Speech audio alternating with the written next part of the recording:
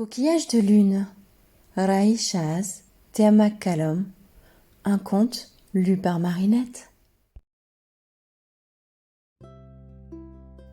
À tous les enfants des peuples de l'océan, et à Atanua, ma sœur, Rai Chaz. Coquillage de lune. Il y avait dans une petite île des Tuamotu une petite fille qui s'appelait Atanua. Elle était très brune et ses cheveux ondulés recouvraient ses épaules. Ses oreilles percées depuis les premiers jours de sa vie étaient ornées de perles dorées.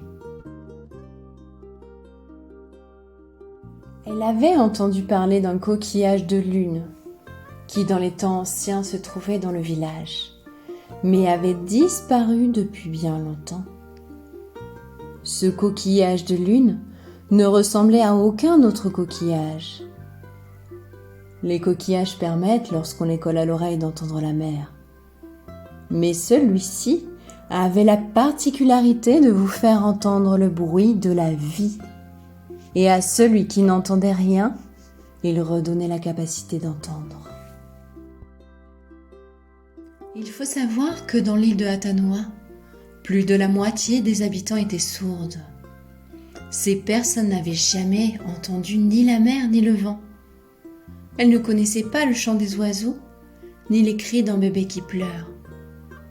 Jamais elles n'avaient entendu la voix d'une maman qui dit « Je t'aime ». On racontait que dans la disparition du coquillage de lune était la cause d'une surdité aussi répandue, et que seuls ceux qui en avaient conservé la nostalgie n'en étaient pas affectés. Un soir, à l'heure du soleil couchant, lorsque les dauphins s'amusent et dansent dans la passe, Atanua vint s'asseoir au bord de la mer.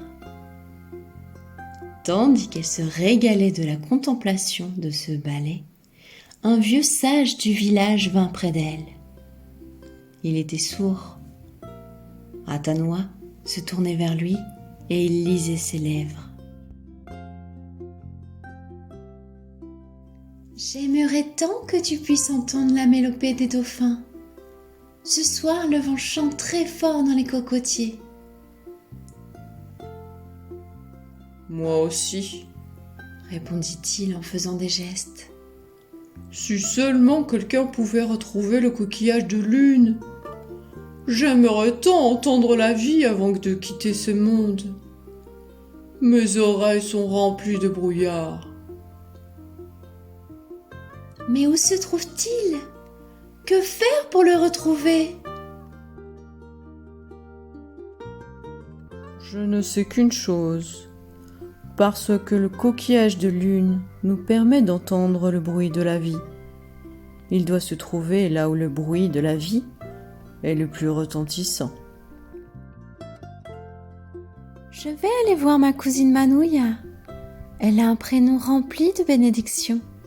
Je vais lui demander si elle veut bien m'aider à retrouver le coquillage de lune. Atanua marcha vers l'autre bout du village, où se trouvait le phare de Manouya. J'ai rencontré le vieux sage. Il m'a expliqué pourquoi ses oreilles et celles de tant de personnes de l'île sont remplies de brouillard. Il faut que nous retrouvions le coquillage de lune qui redonne aux sourds d'entendre le bruit de la vie. Viens avec moi, tu as un nom qui appelle les bénédictions. Mais comment le retrouver ? Phare, Maison. Le vieux sage m'a dit qu'il se trouve là où le bruit de la vie est le plus retentissant. Par où commençons-nous ? Demanda Manouya. Mon prénom est celui d'une passe. Commençons par la passe. Le bruit de la vie y est particulier et on y trouve des coquillages. Atanua et Manouya plongèrent dans la passe où elles rencontrèrent un mur de requins. Des centaines de requins semblaient se mouvoir sans remarquer leur présence. Parmi eux se promenaient une tortue et un poisson-lune. Des hippocampes d'argent flottaient près de la surface de l'eau. Dans les vagues, tels des anges, les méduses flottaient, légères et transparentes. Sur le sable, au fond de la passe, quelques coquillages allaient et venaient au gré du courant. Le bruit de la vie était un chant sourd et lourd de tout un univers marin. Mais le coquillage de lune ne s'y trouvait pas. Manouya et Atanua décidèrent d'explorer l'île aux oiseaux. L'île était éclaboussante de blancheur. Elles se réjouirent de tant de beauté et d'espace. Le ciel bleu était immense. Une plage de sable blanc tournait en zigzagant autour de l'îlot et s'étendait très loin dans le lagon. Des milliers d'arbres Mikimiki, Purao et Kahaya abritaient une population d'oiseaux innombrables dont la symphonie joyeuse ne se taisait qu'à l'heure de la sieste. Le bruit de la vie était un chant léger et heureux, un chant insouciant, un chant de bonheur. Mais le coquillage de lune ne s'y trouvait pas. Atanua et Manouya se rendirent à la pointe de l'île où se trouvait une très grande cocotteraie. Lorsque les alizés soufflaient, on pouvait entendre le chant du vent dans les palmes. Le bruit de la vie était un chant délicat, rassurant, qui berce l'âme fatiguée. Mais le coquillage de lune ne s'y trouvait pas. Alizé, vent d'est. Le Toerao s'était levé. Manouya et Atanua se trouvaient maintenant au cœur d'un orage. Les éclairs illuminaient l'univers. Le tonnerre qui roulait dans le ciel résonnait comme un parou annonçant la guerre. Le bruit de la vie était éclat, explosion, grondement, tumulte, bourrasque, rafale, tourbillon. Mais le coquillage de lune ne s'y trouvait pas. Toero, vent du nord. Parou, tambour.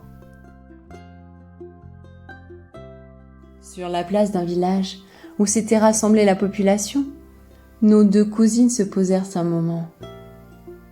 Au centre, des musiciens et des danseurs animaient la soirée de leurs chants joyeux et de leurs danses belles et toniques. Le bruit de la vie y était cadence, balancement, évolution, ondulation, vague. Mais le coquillage de lune ne s'y trouvait pas. À l'aube, elles traversèrent le village. Un cri déchira le crépuscule. Une mère mettait au monde son enfant. Le cri de l'enfant qui naissait lui répondit. Le bruit de la vie était naissance, souffle, délivrance, enfantement, fragile, vulnérable, émerveillement. Mais le coquillage de lune ne s'y trouvait pas. Manouya et Atanua entrèrent dans le faret et virent le nouveau-né emmailloté de tapas fin. Il était posé sur une couche de mohair entre sa mère et son père. Tapa, étoffe fabriquée à partir de certaines plantes ou arbres. Mohair, natte pour s'étendre, également appelée pewe. Devant cet enfant qui venait de naître, Atanua et Manouya imaginèrent qu'il pourrait être sourd. Si ses oreilles étaient remplies de brouillard, il n'entendrait pas le chant des planètes, ni la musique des étoiles, ni le son du mouvement des hommes. Il n'entendrait pas le tumulte des orages, ni les chiens qui chantent à la lune, ni l'aubade délicate du vent sur la cime des cocotiers. Il n'entendrait pas la sérénade joyeuse des oiseaux, ni la voix puissante et sourde de la mer dans la passe. Il n'entendrait jamais les « je t'aime » de sa maman. Les cœurs des deux petites filles se remplirent de compassion et d'humanité. Des larmes remplirent leurs yeux. Des sanglots secouèrent leur poitrine. Dans toute l'île, on entendit leurs pleurs comme des vagues successives qui s'écroulent sur le récif. Lorsqu'ils entendirent les sanglots de Manouya et d'Atanoa, les enfants de l'île se mirent aussi à pleurer. Dans toute l'île, on entendit leurs pleurs comme des vagues successives qui s'écroulent sur le récif, puis viennent mourir sur les plages. Les grandes personnes, en voyant leurs enfants pleurer, furent prises d'émotion. À leur tour, elles se mirent à gémir. Au début, ce n'étaient que des larmes qui coulaient sans bruit sur leur visage. Mais très vite, de gros sanglots sortirent de leurs entrailles pour se joindre à ceux des enfants. Dans toute l'île, on entendit leurs pleurs et leurs cris, comme d'énormes vagues successives qui s'écrasent sur le récif, traversent les plages et balaient l'île entière, recouvrant les maisons, les églises et les marae, les habitants, les animaux et tous les êtres de la nature. L'île était devenue un immense sanglot. Marae, lieu de culte ancien. Atanoa et Manouya s'étaient tus maintenant, mais leur petite poitrine s'était encore secouée et agitée de spasmes et de gémissements. Petit à petit, les enfants, puis les grandes personnes se turent. Les deux fillettes ouvrirent les yeux. Elles contemplèrent cet enfant qui venait de naître et qui peut-être serait sourd comme tant d'autres dans l'île.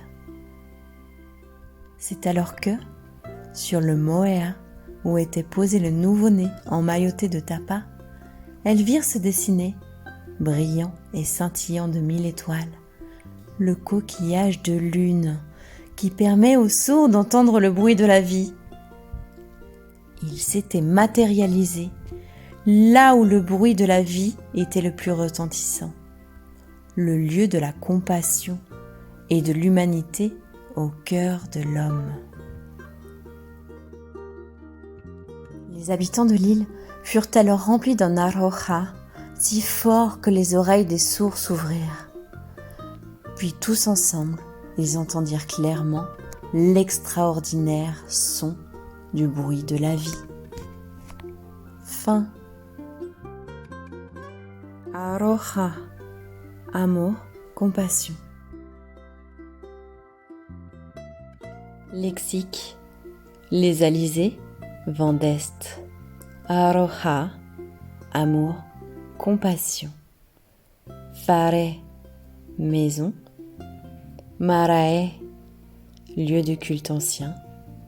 Moea, natte pour s'étendre. Bewe, pahu, tambour. Tapa, étoffe fabriquée à partir de certaines plantes ou arbres. Toerao, vent du nord. Raishas, d'origine polynésienne, né à Tahiti, Raishas publie son premier livre en 1990, La rivière au ciel sans nuages. Elle a écrit plusieurs livres, nouvelles, romans, poésie, littérature jeunesse, récits, etc. Spectacle théâtral à la Maison de la Culture, contes mis en musique par le Conservatoire de Tahiti, lecture de ses poèmes à Tahiti, à Paris, au Québec, premier salon du livre autochtone francophone à Wendake, Québec, conférence au Texas, à Chicago, en Californie, et autres font partie de son répertoire. Ses livres sont tournés vers le pays, le peuple et la culture maori, Nui, la Polynésie. Thea McCallum. Depuis 18 ans, Thea McCallum a dédié ses journées à travailler avec des enfants autistes de tous âges et à élever sa fille Kaawai. Théa vit en Californie aux USA depuis plus d'une décennie, mais a passé la majorité de sa vie dans la belle île de Tahiti et a visité ces îles voisines du Pacifique Sud. Sa mère, Raishaz, est l'auteur du livre. Théa n'a pas hésité à joindre force et passion quand sa mère lui a demandé de partager ensemble ses contes. Tu as aimé ce conte ? Tu as pu partager une partie de la culture tahitienne ?